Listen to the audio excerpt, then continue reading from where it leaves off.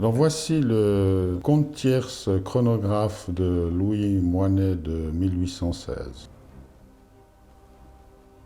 Ici au sommet, sous 12 heures, vous avez le bouton poussoir qui est la commande de départ du fonctionnement de cet instrument. À 11 heures, c'est-à-dire sur la gauche, vous avez le bouton poussoir de la remise à zéro du compte tierce. La configuration du cadran se subdivise en 3 sous-cadrans. Le premier, à 1 heure, comporte le compteur des secondes.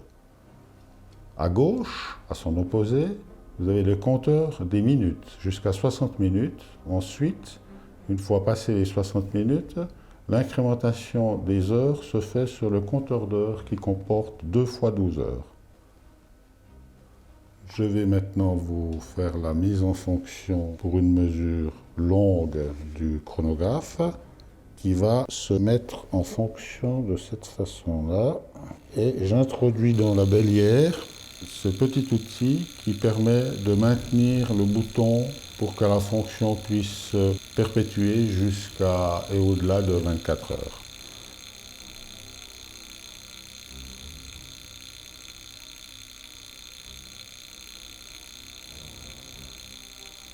Voici la procédure pour arrêter une mesure de temps long. Donc ici, on pourrait, dans le cadre d'une observation astronomique, venir lire les heures qui ont été comptabilisées d'un passage d'un astre à l'autre, les minutes, les secondes et le 60e de la seconde.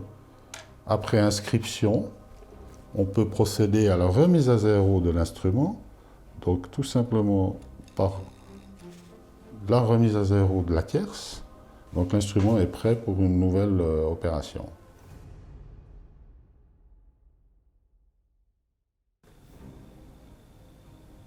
En prenant cette pièce dans les mains, j'ai pu m'apercevoir que c'était une exécution magnifique.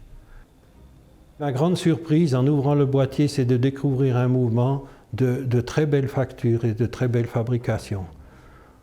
Tout est parfaitement poli, tout est parfaitement doré.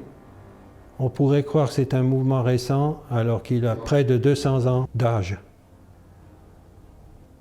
On est étonné qu'ils aient pu arriver à faire une précision pareille, c'est-à-dire avec une 30 Hz de vibration.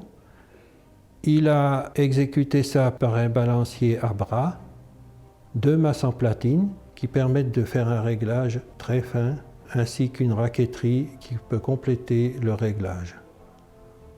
Il a conçu un échappement avec une tuile en saphir qui permet d'avoir un déroulement très précis. La transmission dans le rouage se fait depuis le barillet avec l'intermédiaire d'une chaîne et d'une fusée, ce qui permet d'avoir une force constante dans le rouage, qui est déjà un gage de qualité. Ensuite, les roues sont pivotées avec des plaques contre-pivot. Cette technique du compteur tierce, cette technique du compteur de secondes, cette technique du compteur de minutes ou de compteur d'heures, c'est absolument formidable. À l'époque, on peut dire que c'était vraiment le premier chronographe qui a existé. Si on regarde ses fonctions, départ au poussoir, on presse, elle tourne, on arrête, elle donne le temps. Remise à zéro sur un deuxième poussoir, c'est vraiment le chronographe. L'invention de Louis Moinet, en fait, préfigure d'une dizaine d'années l'invention de Nicolas Mathieu-Rieusec, un horloger d'origine toulousaine établi à Paris, qui dès 1822-23 a été en fait le premier, et c'est à lui que l'on donne l'invention du chronographe, dans l'étymologie moderne du sens, donc chronos, le temps, graphie, écriture, puisque le mécanisme de Nicolas Mathieu-Rieusec était en fait un chronographe qui inscrivait à l'aide d'un mécanisme encreurs les temps intermédiaires. Donc on a également donc, toute une polémique avec le fils d'Abraham Louis Breguet à la même époque, avec un système similaire déposé, breveté en Angleterre par un dénommé Faton, qui était élève de Breguet. Donc en fait, Louis Moinet préfigure d'une dizaine d'années cette invention. Et c'est à lui aujourd'hui que l'on peut donner de façon raisonnable l'invention du chronographe tel qu'on l'entend aujourd'hui, donc permettant un calcul de temps intermédiaire. Il faut également mentionner que sur cet instrument, on a un mécanisme du retour à zéro. Donc tout ça est condensé dès les années 1815-1816 dans l'invention de Louis Moinet, qui se caractérise également par un échappement à haute fréquence. Donc là, on voit également que cet horloger est tout à fait novateur avec son échappement qui bat 30 Hz. Donc là, on préfigure les inventions avec plus d'un siècle d'avance. Je viens de voir le chronographe de Moinet réalisé en 1815-1816 et je suis stupéfait par cet appareil, et ce à plus d'un titre. C'est un chronographe qui a été réalisé à des fins astronomiques, alors que quelques années après, très peu d'années après, on allait voir apparaître ou breveter des chronographes d'une conception, on va dire, plus rustique et destinés simplement à la mesure des courses de chevaux. Donc deux univers totalement différents. L'appareil de Moinet me paraît extrêmement intéressant à plus d'un titre. D'abord sur le plan tout à fait esthétique. C'est un appareil simple, c'est un appareil extrêmement épuré et on peut même dire d'une certaine manière ergonomique. Les cadrans sont parfaits, ils sont extrêmement bien positionnés, extrêmement bien réalisés, et ceci dans un but de lisibilité parfaite. Encore une fois, on s'adresse à des besoins d'astronomes. Et puis, sur le plan technique, il faut bien réaliser que pour la première fois, à ma connaissance, nous avons la mesure du 60e de seconde d'une manière totalement mécanique. Et à titre de comparaison, il faudra attendre plus d'un siècle pour avoir à peu près la même chose, c'est-à-dire un chronographe qui va mesurer d'une manière mécanique le centième de seconde.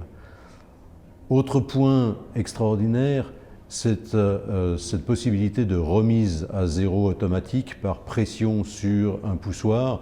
Et les historiens ont l'habitude d'entendre parler des années 1844 ou des années 1862 pour avoir cette fonction de remise à zéro d'une manière automatique.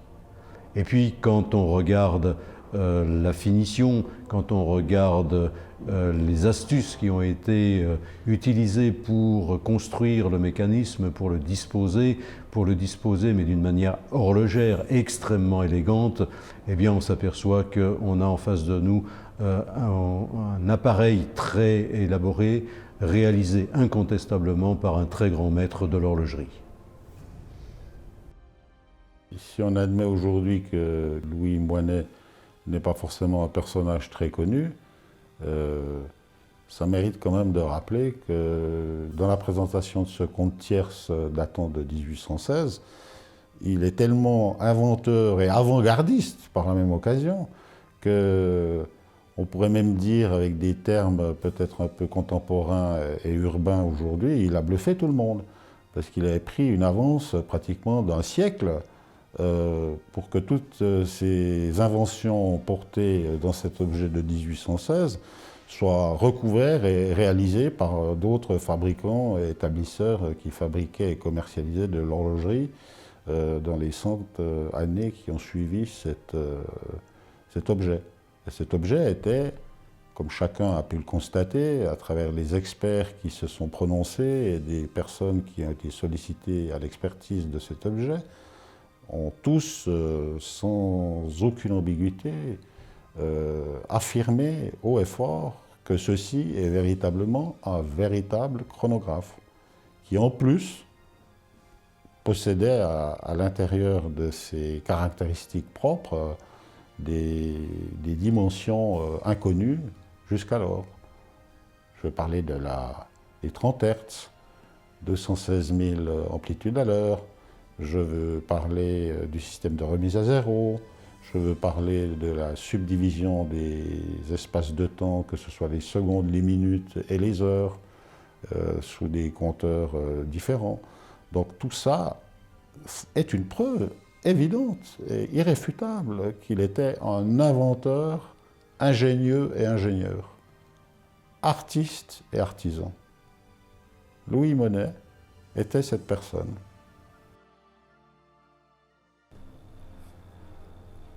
Ça fait une quinzaine d'années que j'ai recommencé ce travail qui consiste à refaire connaître le nom de Louis Moinet, un grand horloger parisien du XVIIIe dont l'héritage avait été oublié de nos jours.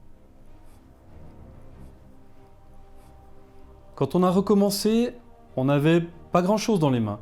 On avait une notice biographique du Panthéon biographique universel, une notice nécrologique qui consiste en une quinzaine de pages décrivant la vie de Louis Moinet, mais tout le reste de son œuvre avait été oublié. Et entre-temps, on a retrouvé des pendules artistiques qu'il a créées pour Napoléon ou pour le maréchal Murat, le roi de Naples, les deux présidents américains Thomas Jefferson et James Monroe, ainsi que d'autres pour d'autres têtes couronnées d'Europe. On a également retrouvé des précieux exemplaires de son fameux traité d'horlogerie qui date de 1848, qu'il a mis 20 ans à écrire et qui est l'ouvrage de référence du XIXe siècle. Aujourd'hui, on a une société qui s'appelle les Ateliers Louis Moinet, à Saint-Blaise, en Suisse, et dont le but est de promouvoir l'héritage de Louis Moinet à travers des créations modernes qui ont le même esprit que celles de Louis Moinet, à savoir des valeurs d'horlogerie créative, d'art et d'astronomie. On a par exemple incorporé dans nos créations modernes des météorites tout à fait rares et exclusives de la Lune ou de Mars. Aujourd'hui, c'est un plaisir et c'est un honneur de partager avec vous une découverte exceptionnelle, peut-être le plus grand fait historique en horlogerie des 200 dernières années, la découverte de ce premier chronographe jamais réalisé par Louis Moinet en 1816. Louis Moinet, inventeur du chronographe.